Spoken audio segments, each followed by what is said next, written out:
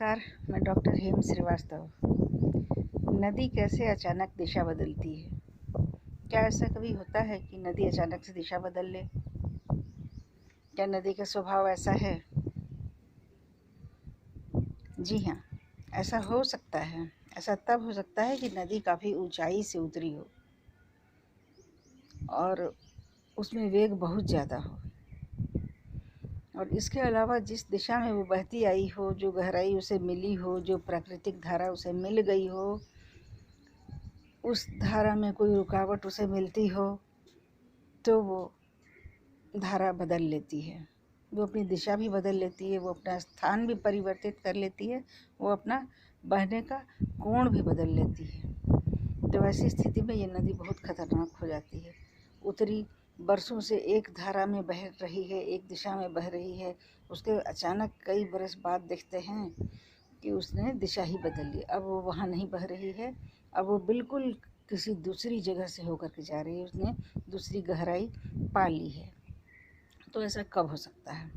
ऐसा दो स्थितियों में हो सकता है। पहला कि नदी में पानी की मात्रा बहुत ज़्यादा हो और इस कारण से धार बहुत हो जाए अचानक से भारी वर्षा अगर हो जाए जहाँ नदी का उद्गम है उन पहाड़ों पर, और उसके बाद अत्यधिक मात्रा हो जाए पानी की, और जो पुरानी धारा है वो उतने पानी को ले सकने में असक्षम हो, तो वैसी स्थिति में नई धारा बन जाती है। नई धारा बनने के कारण नई गहराइयाँ मिल जाती हैं और नदी बिल्कुल से अपना स्थान बदल करके अपनी परिभाषा ही बदल लेती है। तो ऐसी स्थिति में बाढ़ का स्वरूप दिखाई देता है।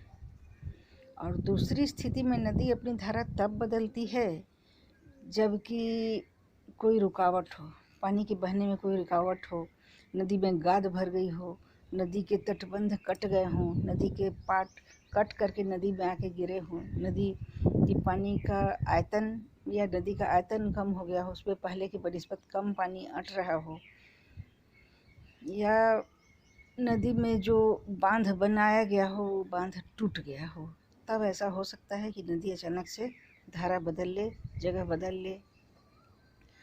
हम जाने कि बिहार में एक नदी बहती है कोसी, जो कि उत्तर दिशा से वो नेपाल से आती है। काफ़ी ऊंचाई से गिरती है और इस पानी में काफ़ी वेग रहता है। इस वेग के कारण वो बहुत तेज़ी से बहती है।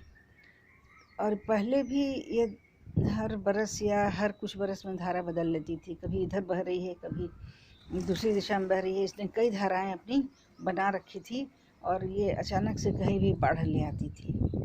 तो इसे बिहार का शोक भी कहा जाता था, क्योंकि बिहार में ये बहुत बड़े बड़े शोक ले आती थी और काफ़ी बड़े बड़े सदमे देती थी ये अपने दिशा को बदलते बदलते। कहाँ बाढ़ ले आएगी कोसी का ये कहना मुश्किल था, ये प्रेडिक्ट करना, पूर्वानुमान लगाना मुश्किल था।